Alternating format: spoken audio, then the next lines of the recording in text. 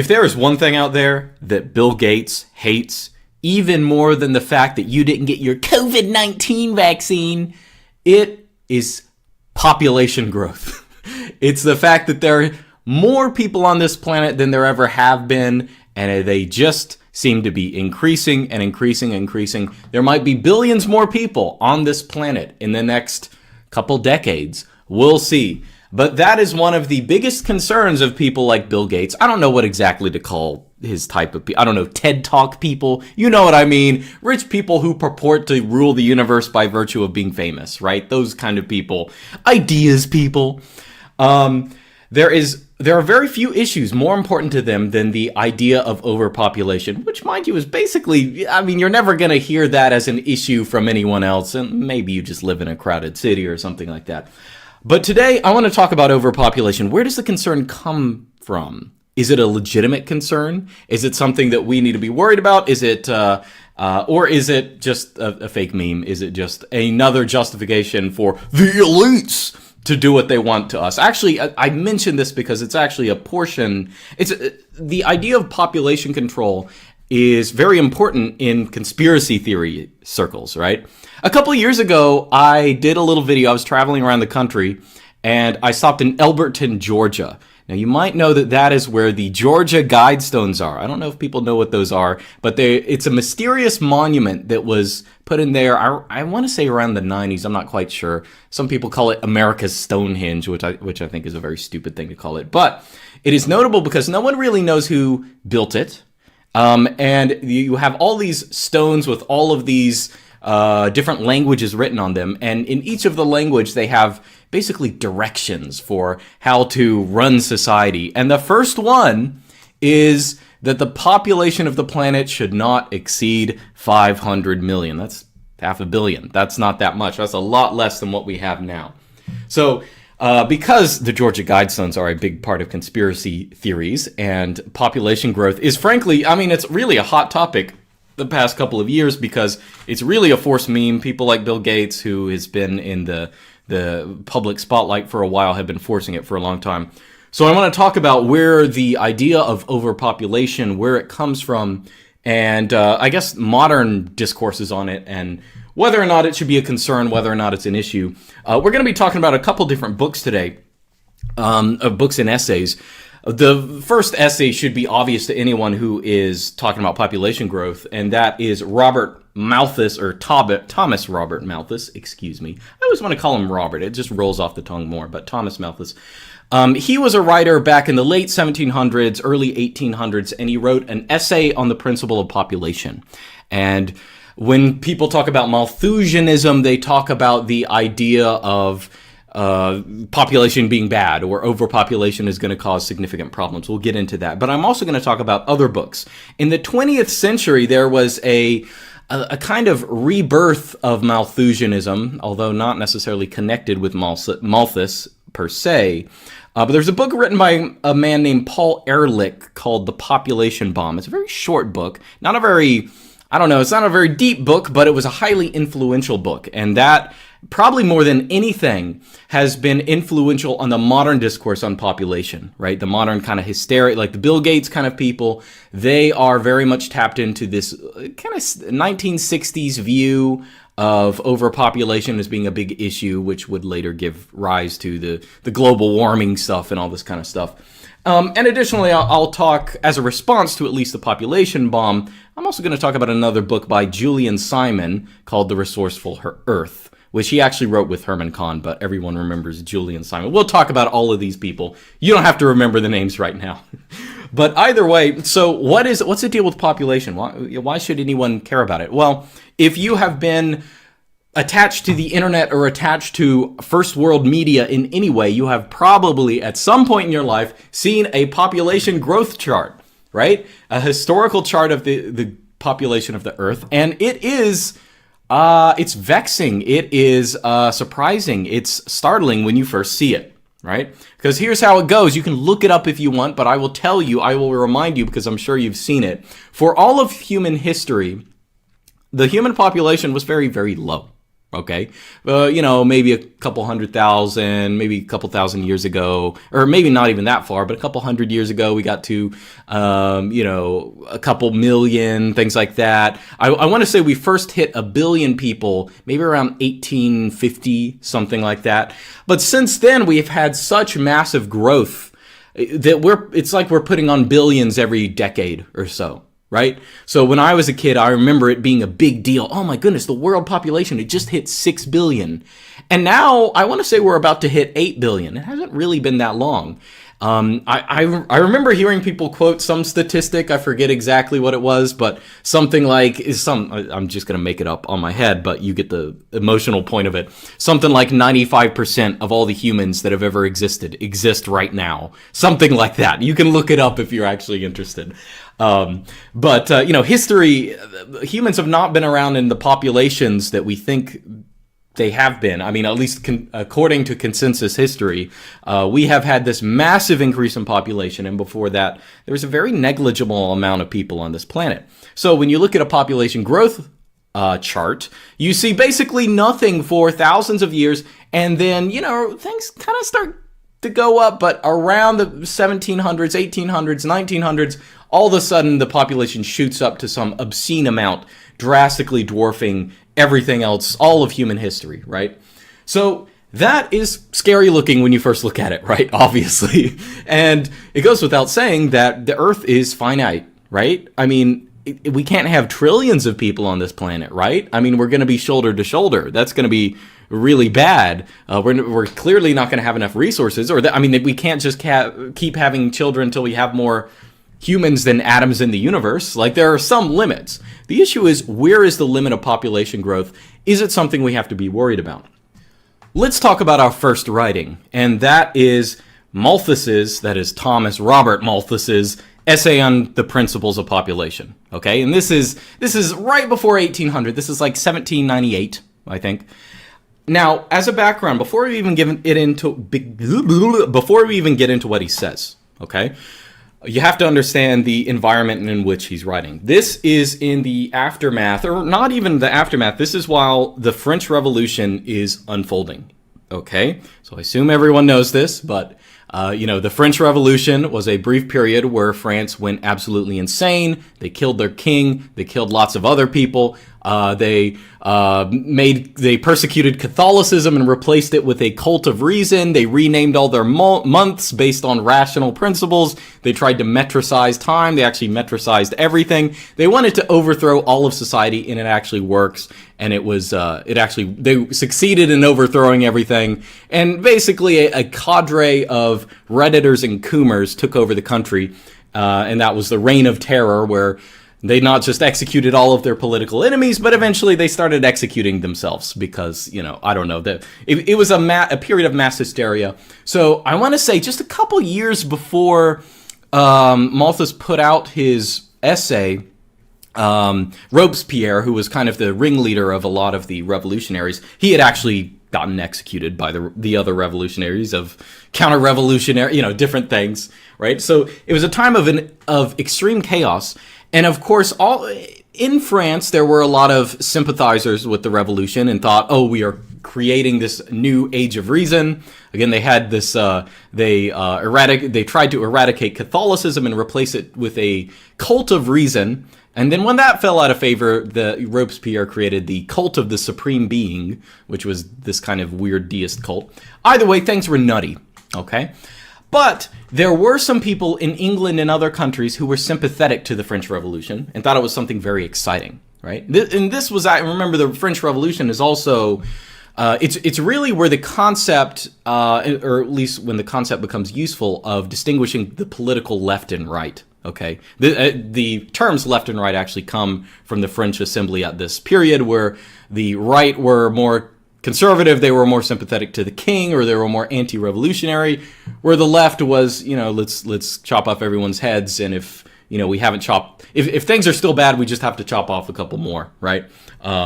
So this was a very fun period for lots of people. It was a very exciting period intellectually, right? And one of the guys in England who was very sympathetic to the French Revolution was William Godwin. Okay, and William Godwin was a kind of utopian, and of course many of the French revolutionaries were in essence utopian.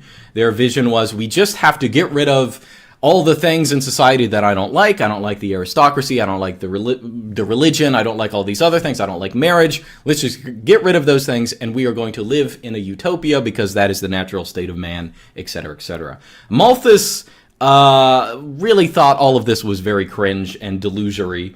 Actually, in his, I wrote this down in the essay on population. He actually kind of has a good mockery of this utopianism. I'm going to read this paragraph. He says, "A writer may tell me that he thinks man will ultimately become an ostrich. I can't properly contradict him, but before he can expect to bring any reasonable person over to his opinion, he ought to show that the necks of mankind have been gradually elongating, that the lips have grown harder and more prominent, that the legs and feet are daily altering their shape, and that hair is beginning to change into stubs and feathers. Until the probability of so wonderful of a conversion can be shown, it is surely lost time and lost eloquence to expatiate on the happiness of man in such a state, to describe his powers, both of running and flying, to paint him in a condition where all narrow luxuries would be contented, where he would be employed only in collecting the necessaries of life, and where, consequently, each man's share of labor would be light and his portion of leisure ample." So Malthus is lampooning utopians because they have they are talking about this utopia that will come, but they don't in any way show that it's inevitable or that it can happen. Everyone at the time period could just look and see the bloodshed of the French Revolution and see the disasters that were happening.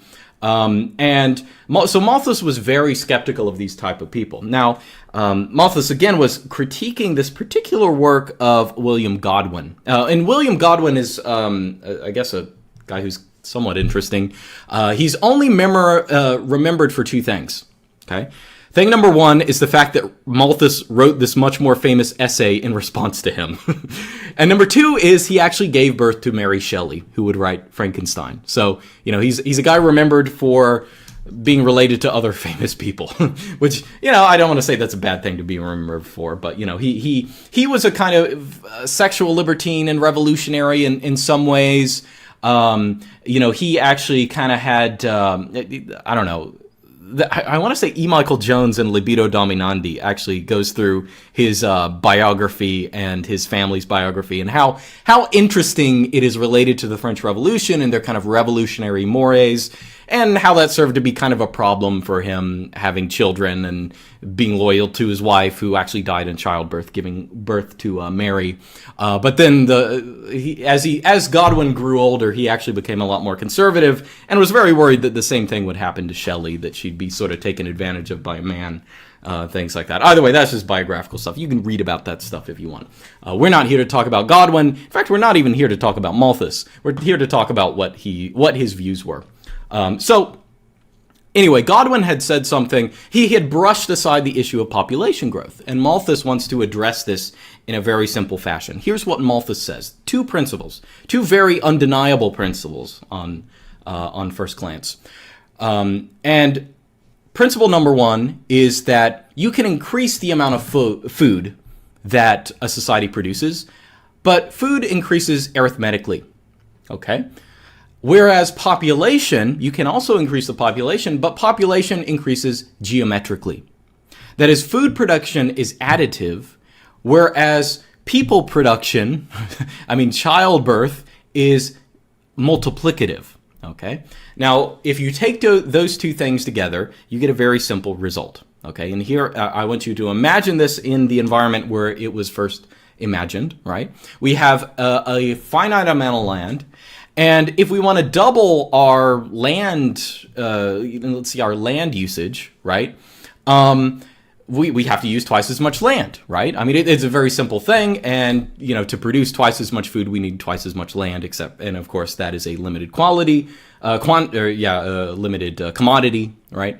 Whereas population is something that population growth is a function of how much population already exists, right? So it is going to be something that as it gets bigger and bigger and bigger, the increase will increase more and more, right? It's an exponential function in some degrees, okay?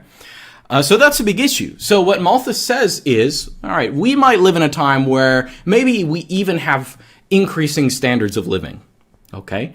But what will inevitably happen is that we will try to farm more and more and more land, and that is limited, and it is not actually multiplicative. We are just adding on more land, whereas population growth is multiplicative. It is not additive, right? So you can, have a population will continue to increase, and it will increase faster and faster and faster. So the inevitable result is what? The inevitable result is that any society will get to a point where you have just enough people so that you're maintaining this set carrying capacity of, the world. If you had any more people, they would just be starving. And of course, everyone who exists in this world is always on the verge of starvation. We're only able to produce just enough food to maintain things, right? Now, it's kind of reminiscent. Malthus's view is honestly kind of a cyclical view. It's sort of like the memes you see on the internet, right?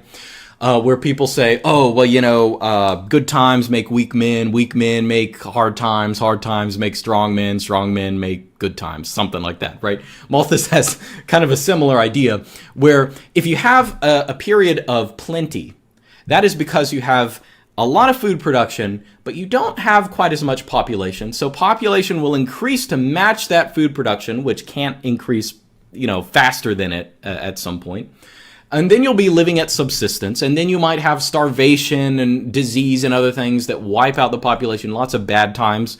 And it's only after those bad times you can have, we can still produce all this food even though all these people have died off, right? And so we actually have a higher standard of living then until the population gets big, et cetera, right? So Malthus kind of had this cyclical view of history, right? Where societies are always going to be in this Malthusian trap. They're never going to be able to really become massive and have high standards of living. It's just not, there are just natural principles that are keeping that from happening. I do want to make just a random aside. This will just take a minute.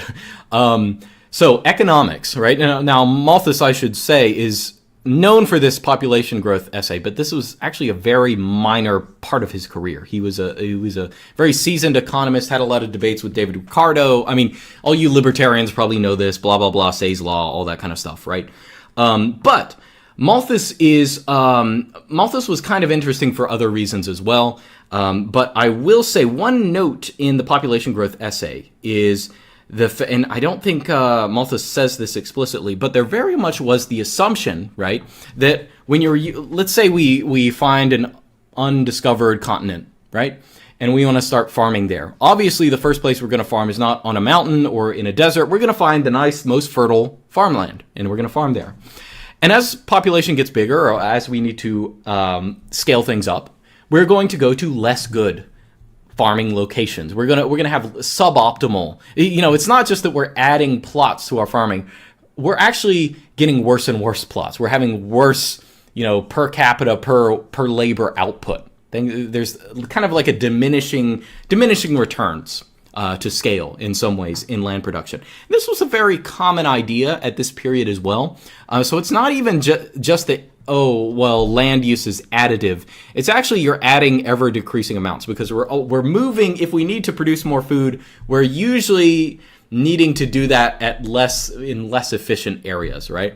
Now, the reason this is interesting for economists is because this idea of diminishing returns to scale is the reason that our supply curves in economic theory go upward. Okay, that is the reason that they do that. And the funny thing about that is that if you look at it, most things in the world, frankly, do not have diminishing returns to scale. They have, increasing returns.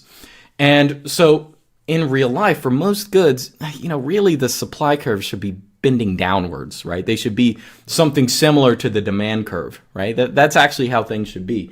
But that is one of those assumptions of neoclassical economics that was really never, was really never fixed. I mean, the only modern writer I know of that has written about this that I know of. I mean, there are probably a lot of others. I mean, I don't read that much economic stuff. It's been like 10 years since I've read economic stuff because I find it boring at this point. But Steve Keen, in his book, Debunking Economics. Now, Steve Keen is one of these post-Keynesian guys. I mean, I don't think he's like MMT or anything, but he's post-Keynesian in that particular school. I think he has a chapter on this, talking about how the fact that supply curves are like totally screwed up. I remember noting this when I was an undergrad, like when I was about to finish my degree in economics. Just for my own logical exercises, I started writing a kind of my personal textbook from first principles on economics, just to kind of rehearse everything in my head. And I got to the supply curve and I tried to reason it through, and I was like, wait, this makes no sense. It's exactly backwards.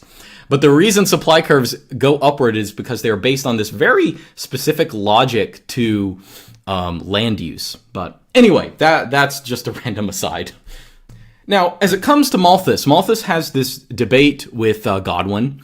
And, Malthus was very reasoned. He probably had better arguments than Godwin. But Malthus and his population growth essay have kind of gone down in history's Hall of Shame as one of the worst predictions ever.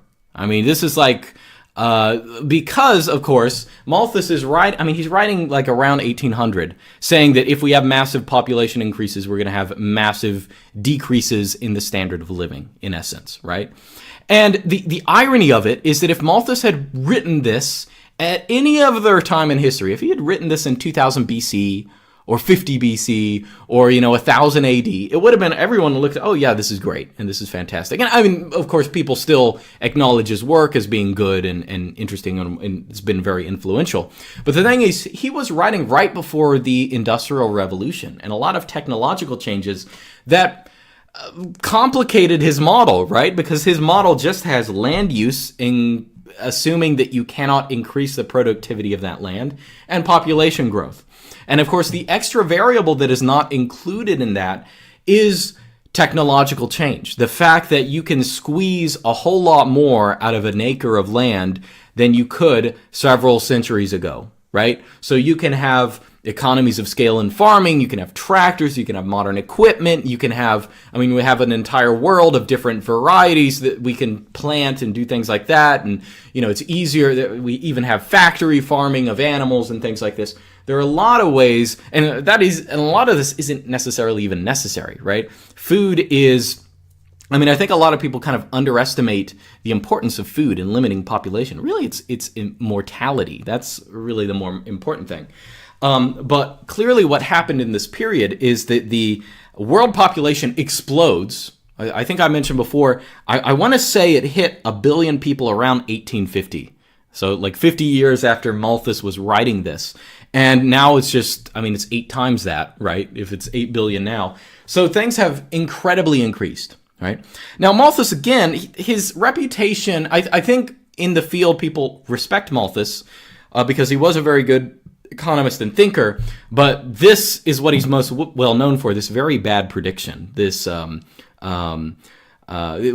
kind of funny because you can actually turn the ostrich analogy around now, because now what's happening is that as population is increasing, we actually see decreasing rates of starvation and infant mortality and public health things and environmental disasters and all this kind of stuff. It's actually decreasing. So really, it is kind of like we're becoming ostriches, right? There is this, it almost smells like Whig history, where our necks are elongating and stuff like that, right? So that's kind of the irony of it. So Malthus was very instrumental in this, and he did affect intellectual culture in many ways because of this critique, because of his critique of utopianism and a lot of other of the writers who were critical of the French Revolution. Mind you, this was around, I don't know how much people use the term socialism in the late 1700s, but this was around the period of the transformation from so-called utopian socialism to so-called scientific socialism, right? Because when people like Marx started writing, Marx's problems with Marx, of course, was a socialist and wanted the same thing as the utopian socialists, but he had seen people like Malthus write this super mean ostrich analogy, and recognized, the issue with the utopians is they don't have some kind of rationalization or mechanism for how their utopia is supposed to get here. And Marxism, in part, is a kind of putting scientific verbiage and stuff like that on top of, or trying to make utopianism, or at least revolution, to be more specific, seem inevitable given certain material conditions. So Malthus and many others affected at least the intellectual environment in that way. You couldn't just be a utopian anymore because you would just get mocked because it was very silly. But nonetheless, Malthus, he does kind of have a tarnished reputation. Now, at this point, you might just say, well, screw it. I guess the Malthusian stuff isn't important. Like, it's fake. He misunderstood this. Like, oh, you omitted this, therefore, it doesn't matter at all. But I will say, although I'm not really a Malthusian, there are other variables at work here that you have to acknowledge. Firstly, as a fact, there will be some kind of limiting factor on human population by definition. Okay, we don't have infinite space. We don't have an infinite number of atoms in the universe. We cannot increase population forever and ever. Amen. There has to be some limiting factor. But I think one thing that, I don't know, maybe people who aren't more economically minded tend to omit is that it's not like we're just going to wake up one day. Let's say we wake up on the day that we reach 8 billion people. And then, oh my goodness, this is too much. Now the world is just going to collapse. We don't have enough food at the store. We don't have this, that, or the other. That's not really how it works, right? Really what happens is you have this gradual movement to increased scarcity of goods. We can't produce quite enough. You can't have as much surplus. Prices for things increase. Prices for energy increase. And this is something that happens over a period of decades, okay? Possibly centuries, all right? Now, if that were the case, we would probably be moving to a kind of carrying capacity. But as we see right now, technological productivity is still increasing a whole lot faster than everything else. And you can look at all the statistics that the UN and all these people, mind you, the UN is like big on population control, all these people, but they do statistics, and what nearly all of them show is that we are, in fact, moving to higher material standards of living. Okay, meaning we have more plastic toys, we have enough food, starvation is decreasing in percentages, and actually, I think, depending on how you calculate it, in absolute numbers as well. Even though we have many more people in the world, less people are suffering from starvation, other things like that, right? So that's why I think a lot of people who want to critique industrialism do it in very superficial ways, because they'll just say stuff like, whoa, man, we're going to be poor. There are going to be too many people, blah, blah, blah. We're going to be living in like some kind of cyberpunk, we're going to anchovy apartment kind of thing. And, you can worry about that or whatever. But in terms of standard of living, industrial society is still producing a whole lot more. If you want to critique industrialism, there are many grounds on which to critique it. Here are two good ones. Okay.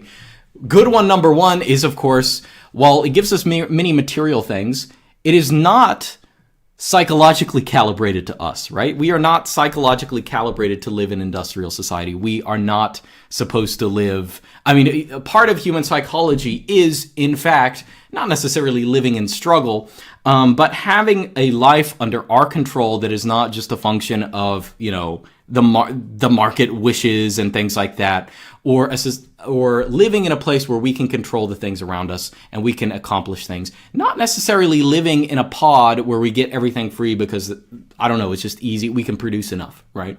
Now, one of the classic, there's an old, you've probably seen this in memes, but there was an old study in the 1960s that's a pretty good example of this. And this isn't on humans, but this is on rats, or mice, I should say. But there was a guy, what was his name? I think I wrote it down in my notes here. Let me pull it up and yes. John Calhoun. Okay, there's a guy named John Calhoun, and he did this very famous study where he's like, okay, here's what we're going to do. We're going to take a bunch of mice, and I forget how much he started with, something like 20 mice. And then he created this like mice utopia. So you just they get food all the time whenever they want it. They get massive apartments, basically, places for them to build nests and hang out with other people and, I don't know, do whatever they want, have fun all day, right? So he creates this utopia for mice, okay? Now, famously, what happened is, now they have all the food they want, so the population increased dramatically, right? So eventually you got to the point, I forget how many exactly he started with, but let's say 20. He goes from 20 mice to, I know, around 2,000 something mice. So you have all of these mice, and you still have plenty of room for them. You have plenty of food and all this kind of stuff. And so what ends up happening, though, is instead of dying of starvation or something, or instead of living happy lives, what the mice start to do is they start kind of degenerating. They stop, they stop having sex, and other mice, they have sex a lot less. And when they do, and when a female mouse gave birth to children, pups, I think they call them, it would just not really care for them. It wouldn't build a nest for them. It would, they basically just kind of milled around and did nothing. They didn't function as mice anymore. All of their needs were taken care of. They didn't have anything to do. And a lot of them just died of just kind of boredom, more or less, right? And that is, I think, that is honestly kind of, it's basically a rat metaverse. That's basically what the metaverse is. It's just like people living in this, living in a pod and getting everything they want, and doing the equivalent of running on a gerbil wheel to get achievement points or something like that. But that's basically what it is. Either way, the point is, industrial society, of course, industrial technology, of course, can give us many great things. But, life is not about just fulfilling needs. That's not like the goal of it. And humans will never function. They will never be able to function in an environment like that. And whenever they're given the ability of just perfect comfort, they will really not choose it. I mean, this is kind of editorializing, but I think a lot of first world problems are people just making problems for themselves, for them to solve them, because they don't have anything else to do. Okay, so that's ground number one on which you can criticize industrialism. But another one, which is a lot more practical, is the fact that industrial technology generates this world where we are far too reliant materially on people we don't really have any connection with. We're not talking about an independent village or an independent community that can kind of provide for everything themselves. Instead, the division of labor and international trade and things like that make an environment where we are very much dependent on what's going on in some other country far, far away that we really don't have any control over. And that makes the entire world economy and society very fragile. Okay. Now, I remember back Adam Smith, who, of course, wrote The Wealth of Nations, but he wrote this other work called The Theory of Moral Sentiments, okay? And in that, I'm not going to read it out for you or anything, but in it, he makes this little note that, suppose, and of course, the book is about moral sentiments, so he's talking about, suppose that the entire nation of China, it just, disappeared in an earthquake. Everyone in China just died, okay? And he said something like, we'd hear about it and we'd just be aghast. Oh my goodness, this is so terrible. Those poor Chinese people. Oh, the frailty of life. And, maybe there would be some kind of commercial effects on trade or something like that. But really, everyone would just go along and they wouldn't really care. It's just something that doesn't really matter to them, right? And he's talking about something in terms of morality and how people relate to people that they don't know. But really, the thing is, nowadays, if China disappeared in a giant earthquake, yeah, China would be screwed, but we might be even more screwed because we now live, thanks to industrial technology, in a place where we are reliant on extremely separate parties to produce our goods and do things for us. And, frankly, if you're in America, what exactly does America do? What does it produce? Apple DRM, Netflix propaganda movies. I'm not quite sure what America produces. BS jobs. I guess they have a lot of those. Everyone does, of course. But there is a sense in which industrialism creates a more fragile world, right? So you might say something like, we can have a higher population because of all this productive technology. A common example that people use is GMOs. GMOs, like genetically GMO,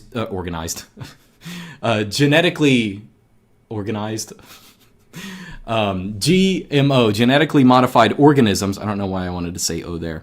But crops like that are a great example, because what often happens is people will create this great GMO and then plant it in massive fields, and it'll just be monocultural. They won't have different varieties. And if one of those varieties has some kind of issue with it, maybe it falls victim to some pestilence that wasn't expected, or maybe even, maybe there's some kind of weird, unexpected or unknown health effect to using this GMO.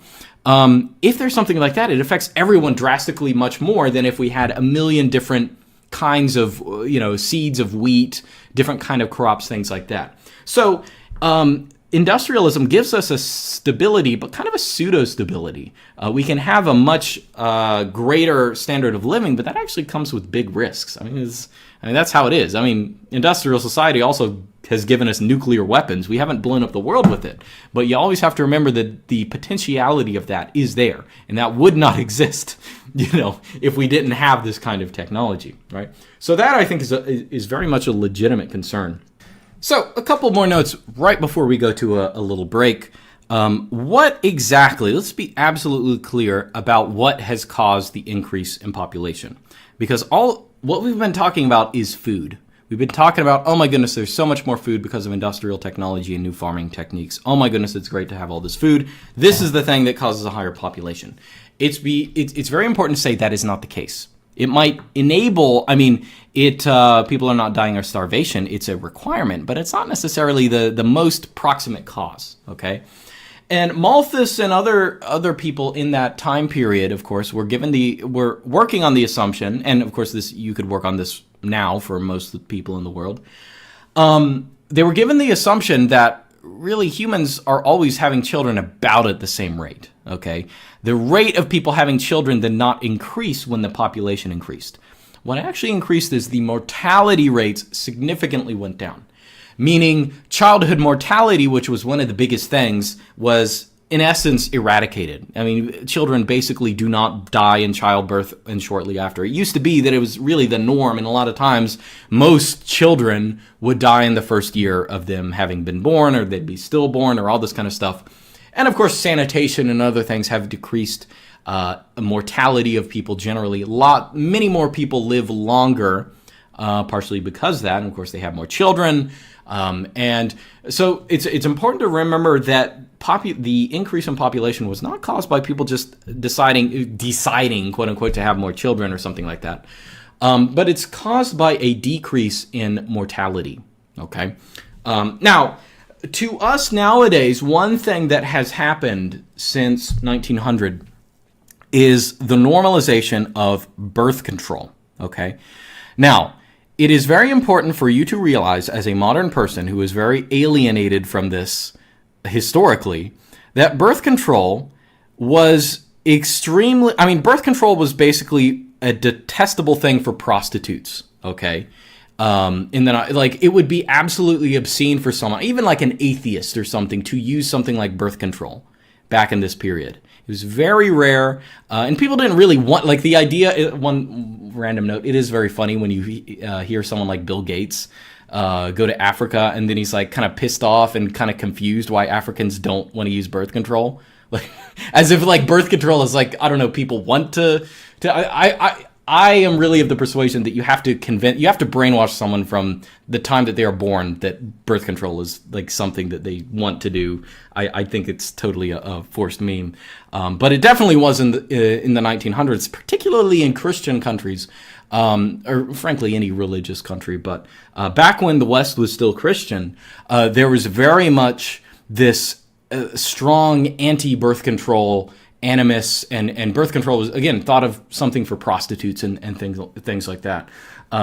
So it was only around the 1900s that people like, I was about to say Marla Sanger, Margaret Sanger, that's a Planned Parenthood woman, and others kind of normalized this idea of using birth control.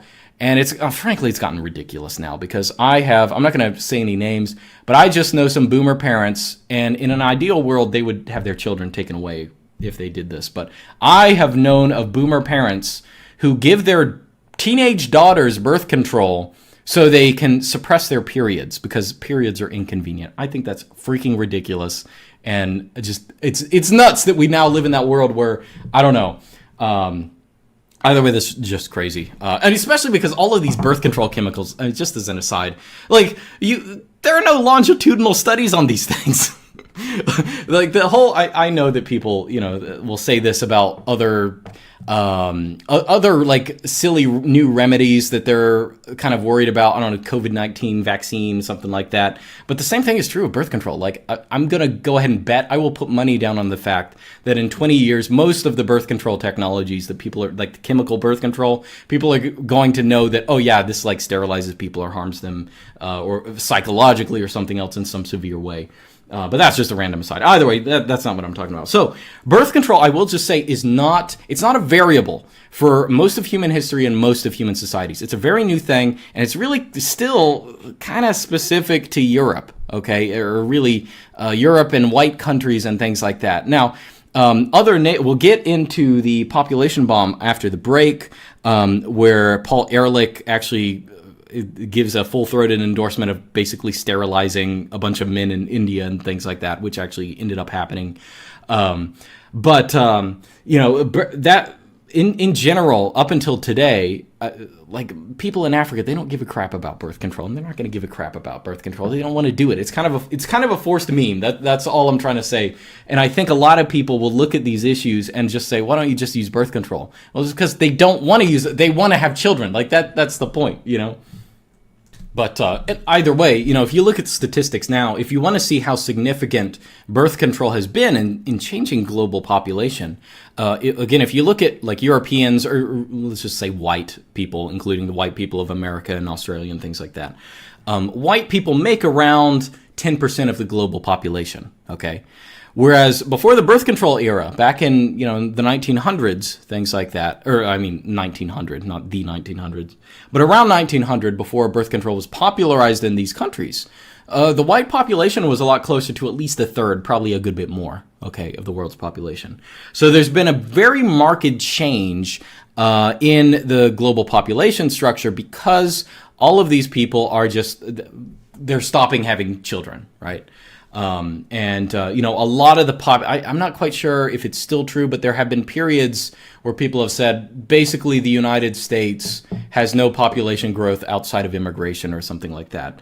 I don't know if that's true right now. I think it's very close to being that if it isn't true right now, but you can look it up for yourself if you're actually really interested in it. Of course, it's not narrowly racial or anything as well, because one interesting thing is, I might include a link in the description for this as well, but immigrants who come to a lot of Western countries will adopt similar birthing practices. So there were a couple studies on the fertility of Hispanic women who come to the United States, and if they stay here for a generation, basically they have fertility just as low as women who were here before, right? As white or black women. So that's something to think about. So there is some sense in which we are kind of like the rat metaverse, okay? Now, I know people in their heads, they're saying, oh my goodness, I don't want to have kids for some reason. I don't know, it's expensive or something. I mean, having children is like, financially speaking, the easiest as it's ever been today, because as we just talked about, we live in an industrial society that overproduces everything and things like that. But nonetheless, people are they're having less children, and I think a lot of that is kind of like the rat metaverse thing. I think there are a lot of people who are not as focused on continuity and family and things like that. They're more focused on is this convenient for me? I'm just going to keep eating and consuming and things like that, right? So anyway, I think it's about time for a break, because I want to go ahead and start talking about the other books, and I want to do the break before that because it evenly divides everything. So I will read a couple of comments, and then we'll get back into, again, Paul Ehrlich's Population Bomb and Julian Simon's response, The Resourceful Earth. All right, time to read some comments. So I will go ahead and say the last episode of Not Related. Oh, I didn't even say this is not related, but this is notrelated.xyz. If you're watching this on YouTube or something, go there. Download the previous episodes, get on the RSS feed, get a RSS feed reader, get AntennaPod or something, and download the episodes. Either way, so the last episode on BS Jobs was, on YouTube at least, by far the most popular episode. Usually when I put them out on YouTube, I don't expect them to get any number of views because it's just a still image, and most people just download the file anyway. But for whatever reason, I think that video on jobs having no meaning and things like that really struck a chord with people, really resonated with a lot, and I think it got over 100,000 views just in the past week or so. So it was very popular, but weirdly enough, I got very few comments via donation and things like that. Now, lots of people posted, you can go look for yourself, posted comments on the YouTube video talking about their own BS job experience, but not as many comments this time, or donation comments, but I'll read them out either way. because I can't help, I can't be helped to read all of those hundreds of comments on the YouTube video. So Quisquilii sends in $5. Thanks for the content, Luke. Bragadin sends in some XMR. Greetings from Venetia. Ever heard of Maria Trebin? She was a based Christian Austrian herbalist. Her book, Health Through God's Pharmacy, is easily the first step towards the homeopathy pill. I don't know anything about her, but maybe I'll look into her. I'm not quite sure. Raphael donates $10 a month. Yo, Luke, really enjoy your content. Sorry, this email's all purposefully misspelled. Really enjoy your content. Sorry, I can't donate much. I feel like I don't really care if God exists or he doesn't, and I will try to live as independently from a God as possible. What are your thoughts on this? My thoughts are it doesn't make any sense. I don't know. If God exists, you cannot live independently from him. That is like, doesn't... Anyway. So $20 from Renee. Renee says, hey, Luke, I enjoy your YouTube channel so much that I can't watch myself in the mirror anymore without donating, so here I go. That said, just over a year ago, I wrote an open source tool in Bash, which I believe is the safest way to store your private data in untrusted cloud environments. Since I'm better at coding than self-promotion, this tool has been lingering in complete obscurity since. I think it deserves more recognition. You can give it a try. It's called Naeon, Naeon. It has a SourceForge link here. Naeon. Yeah, I mean, I'm inherently skeptical on any attempt to... I mean, of course you can encrypt things, right, with your GPT key or something else and store them in the cloud. But, like, why would you even do that? Why would you store it in the cloud? Store it on a server that you control or put it on a USB drive. I'm sure there's some use of that, but, whatever. I'm just inherently skeptical of those kind of things. Anonymous sends in some XMR. Should I even keep trying to find a wife when I have an asymmetric face? What? An asymmetric face and other bad proportions? Or is it my best bet to accepting it and keeping out of the gene pool? Okay, that's a stupid comment. Like, what? He probably intended for me to read that on a live stream and roast him for it, but I guess I missed it during the last live stream. Let's see what else. Tyler sends in $5. No comment on that. Thank you, Tyler. And it looks like that's about it. Yeah, those are all the donations. Only a couple, even though we did our biggest episode yet. So either way, let's get on to the business. In the 60s, the 1960s, that is, there was a kind of rebirth of Malthusianism. And it wasn't by... well, here's the thing. You guys know how the 20th century is. It is literally the Reddit of centuries, because it is just people who don't know anything about anything pretending to be really smart and patting themselves on the back for noticing things that people have been talking about for centuries. But they don't know about that because they don't freaking read anything. So the 20th century was marked by many people like this, and one of them was Paul Ehrlich, who wrote in the 1960s a book called The Population Bomb. Now, my cynical way of describing... This is a very short book. I mean, it's much longer than Malthus's essay on population. But my cynical way of describing this book is it is like a dumbed-down, anecdotally based Malthusianism that doesn't even give credence to Malthus, who, anyone who was generally aware in the cultural environment at the time and still now knows about, Thomas Malthus. He's a very important guy. But Paul Ehrlich writes this book called The Population Bomb, which is, of course, Malthus put forth a kind of argument as to why population growth has to be an issue. Ehrlich is more like, well...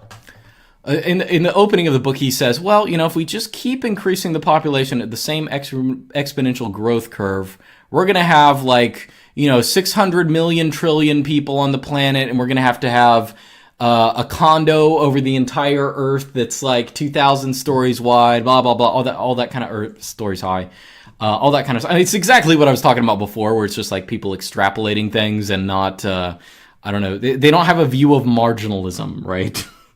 So it was kind of a silly book, but the thing about Ehrlich is you can look up videos of him if you really want. He's kind of charismatic. He's one of those guys. he got a significant following, like in kind of green movements in the 1960s. And although I've never seen Bill Gates and those kind of people directly mention him, I think it's doubtless that because Ehrlich was one of these people who reinvigorated these ideas, or really rediscovered the same ideas without knowing that, I guess there was this history behind them. They have probably influenced a lot of people like Gates and others. But Ehrlich was very famous. He went on a bunch of talk shows. He wrote for a bunch of, he would write a bunch of articles for newspapers and stuff like that. And he was very widely covered. And the other thing about Ehrlich is he was a little freaking nuts. Now, he's still alive today. And he has 100% toned down everything he said. Because like Malthus, Ehrlich... Malthus made kind of one bad prediction. He just kind of generalized from one theory, and okay, there was this technological variable, and we couldn't account for that. But Ehrlich made a panoply of very specific and very crazy predictions. The kind of stuff like, the world is going to collapse by 1985 or something like that, or then 2000 and stuff like that. And not just that, but I don't want to describe his followers as kind of cult-like. And they weren't all following him. This is part of a wider, it's the 1960s. Everyone was freaking insane back then. But there were a lot of people who endorsed very heinous things to control population and this green revolutionary stuff. Ehrlich actually, even in the New York Times, they actually published this article on Ehrlich giving a speech. He said, "A sterility drug in food is hinted. Biologist stresses the need to curb population growth." So I'll just read out the first couple sentences. "A possibility that the government might have to put a sterility drug in reservoirs and food shipped to foreign countries to limit human multiplication was envisioned today by a leading crusader on the population problem. The crusader, Dr. Paul Ehrlich of Stanford University, among a number of commentators who have called attention to the population crisis at the United States Commission for UNESCO, opened it on the 13th National Conference here today, blah, blah, blah." And Ehrlich was actually pretty influential. Actually, it goes down in this article to talk about, he at least at this event was with one of Nixon's his scientific advisors, who was also really kind of anti-population growth and things like this. Now, the consummation of all of this, right, during this period was the idea of antinatalism. Okay, now Ehrlich himself is not necessarily antinatalist, but it's a much more religious view. Antinatalism is really just the idea that people should not ever have children, okay, or basically, and that comes from two different camps. One is the ecological camp, the kind of camp that Ehrlich would be in, where human population is just getting too big. We have too many people. We can't support them. Therefore, it's a bad thing to have children. Okay, so that is camp number one. And camp number two of antinatalism, which often comes with the first, but camp number two is more like human existence itself is suffering or evil, or it's killing the planet. Therefore, no one should have children, right?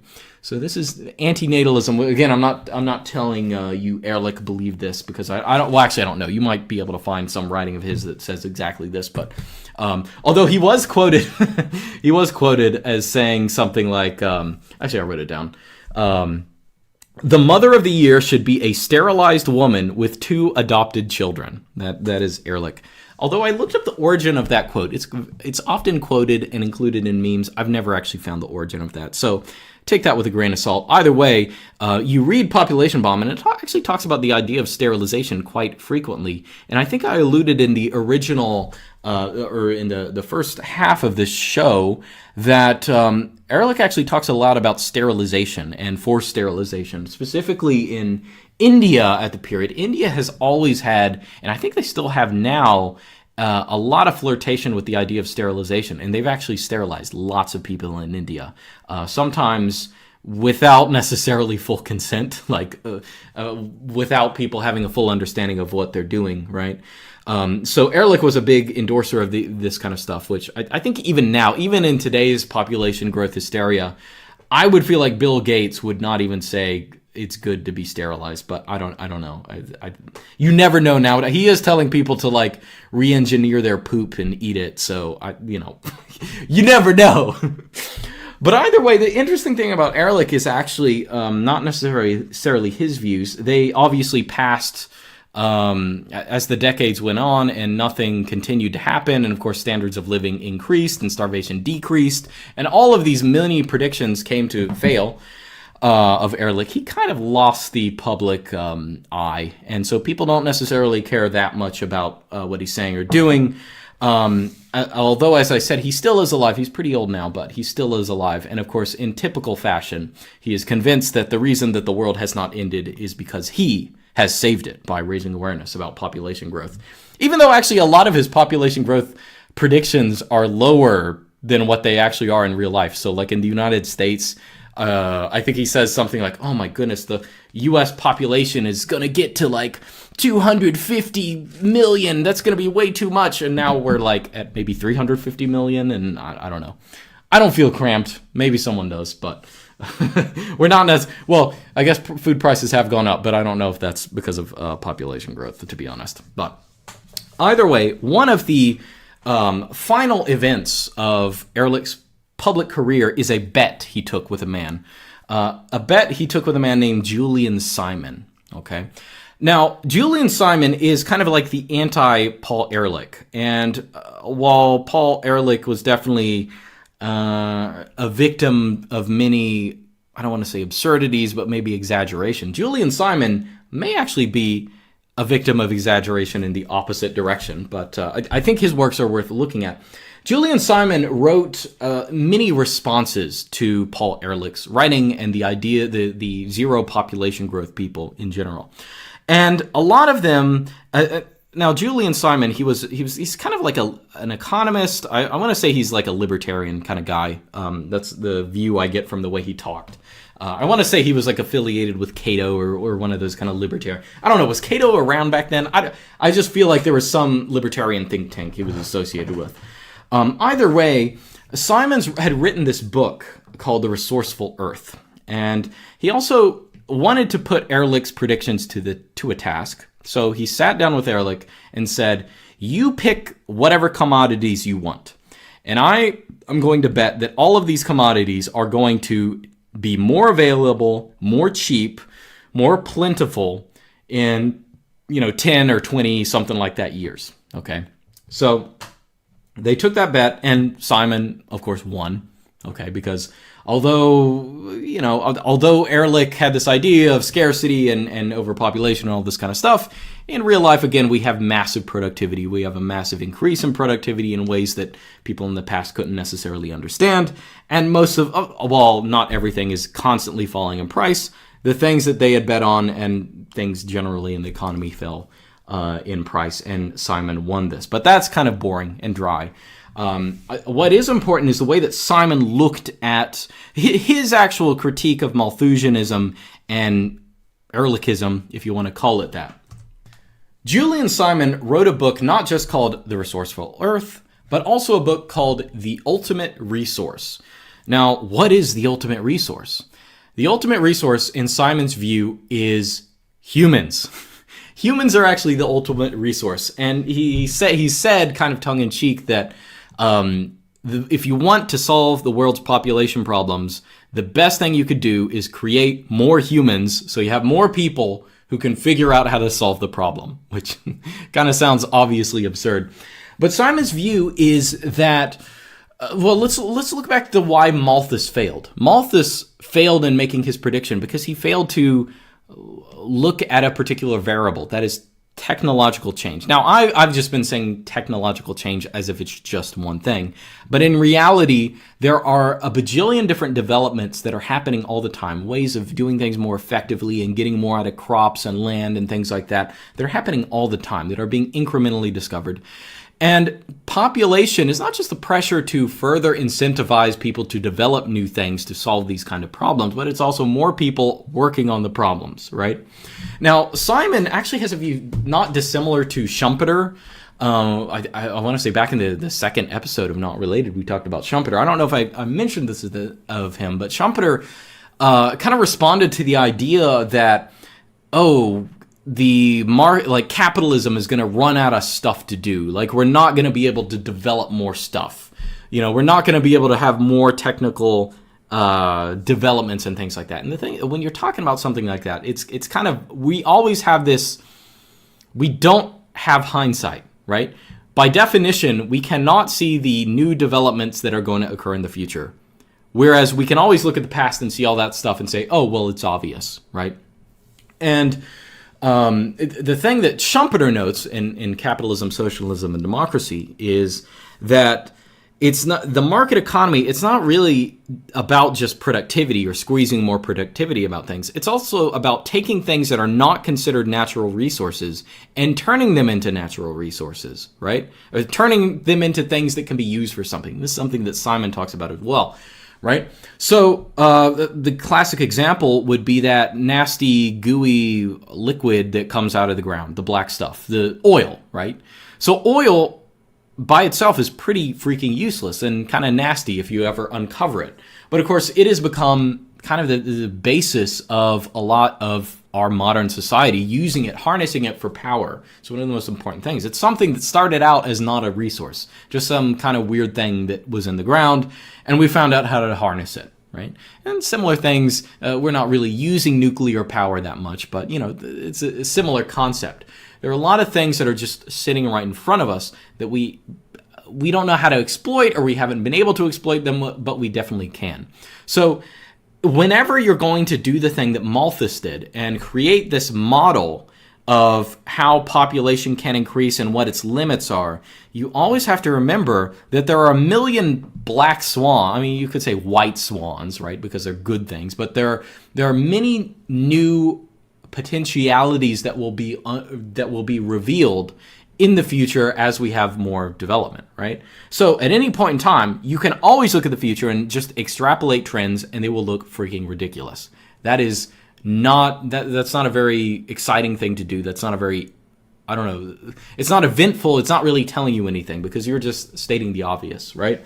So Simon's view is that humans are themselves a resource, and having these population issues is actually good for technical development. And there are always more ways of making things efficiently, or just kind of fine-tuning things, or using new things that are not natural resource, or that are not thought of as being resources. They're just being out there, and repurposing them and getting things out of that.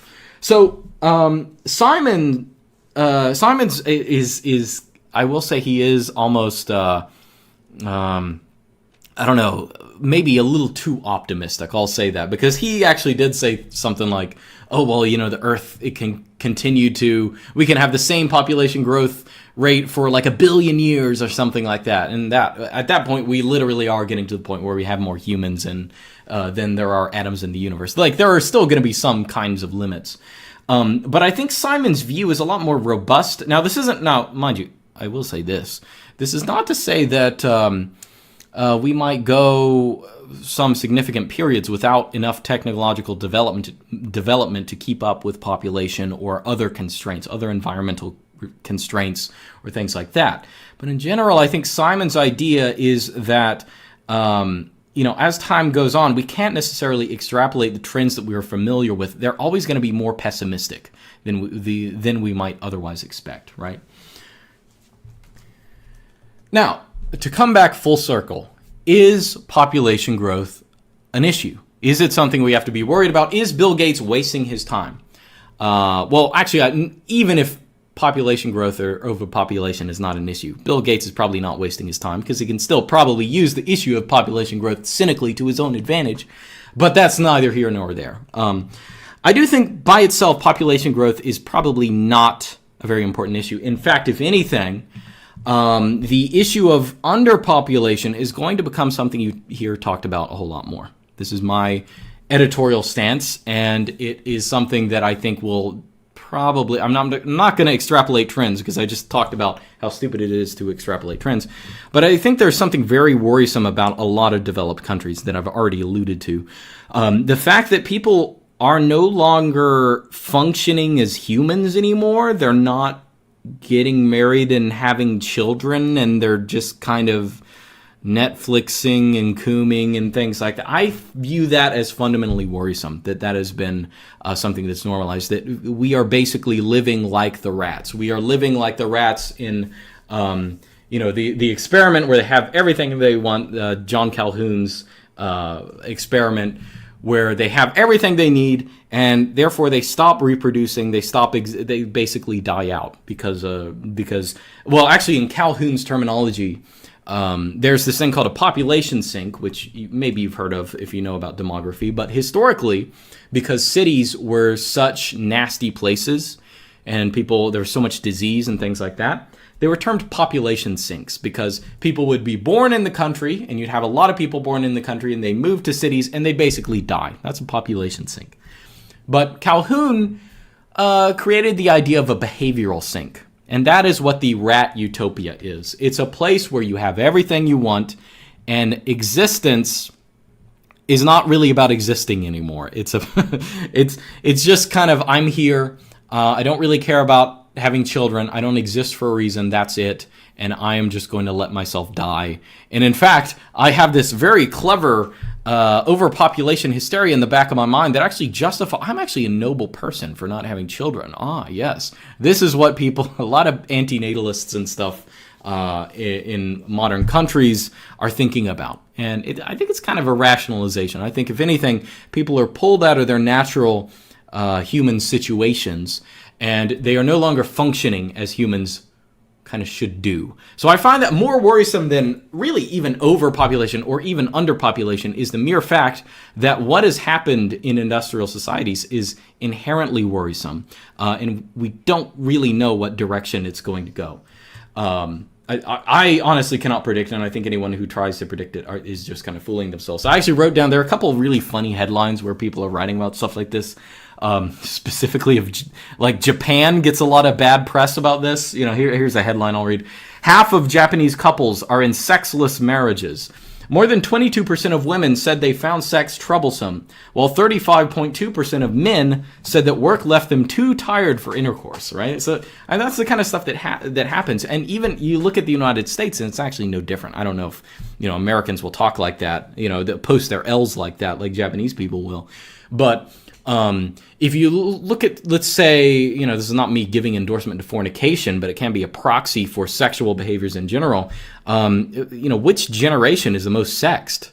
Like, who had the most sex? Well, it was the boomers, right? Boomers had lots of sex. And again, this is not me endorsing fornication, but over the years, even though we live in an increasingly sexualized society where Zoomers right now, they can watch porn all they want. They can pick up TikTok and, see unspeakable things on that.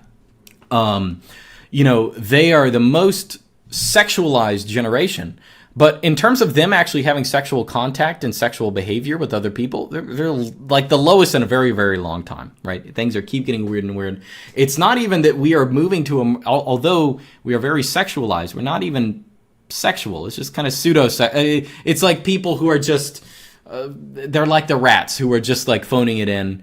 Actually, Calhoun goes into rat behaviors where like men would guard women, but they wouldn't actually have intercourse. Like mice would guard the female mice, but they wouldn't actually have intercourse with them. Weird things like that, right? Basically, mouse simps. Really strange. Either way, those are the things I think we really have to worry about in post-developed societies. Kind of population collapse and ending up like the rats. So that is what my concern is. But that is not to say that there are not some issues with population increases in some places. Now, I don't endorse any kind of sterilization or anything like that. I think it is 100% the right of people to engage in the marital act and have children, and I find it suspect if anyone questions that right. However, I do think that there are many issues that can arise from increased populations and things like that, but those are drastically outstretched, as far as I can see, by the increase to industrial technology and the productivity of it. So anyway, I guess I'm wrapping up this episode of Not Related. Again, go to notrelated.xyz, donate.notrelated.xyz to leave a donation and comment. You can donate Bitcoin and Monero. I will be back. I'll probably do some episodes next month. I think I have 2 I have in mind. We will see if I will have time. I'm only barely getting this one in at the end of the month, but I wanted to do that. And by the way, if you make a pledge, the reason I'm doing it at the end of the month, as the policy is, if you sign up for a monthly donation, you will only be charged if I do 2 episodes per month. So if I take a month off, which I sometimes do, you will not be giving me money to do nothing, because that ain't fair. It's not fair for anyone.